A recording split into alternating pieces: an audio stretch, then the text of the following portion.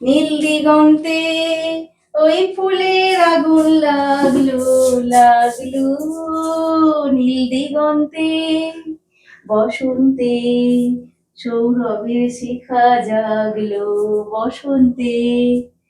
বলছি, তোমার এই মোবাইলের ওয়ালপেপারে আমার ছবি রেখেছো? হ্যাঁ গো, আমি তোমার ছবি রেখেছি, যাতে আমি আমার কাজের জায়গায় কাজগুলো যাতে খুব ভালোভাবে করতে পারি, বুঝেছো?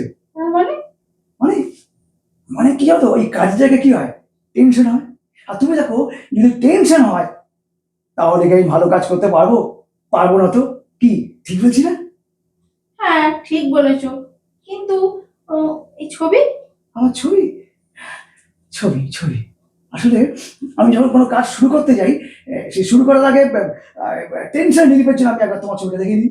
আর তোমার ছবিটা দেখে নিলে না, আমার সমস্ত কাজের জায়গায় টেনশন গুলো না এইটুকু ছোট্ট মনে হয়, টেনশন বলেই মনে হয় না। তখন আমি একদম ফ্রি মাইন্ডে সব কাজ করতে পারি।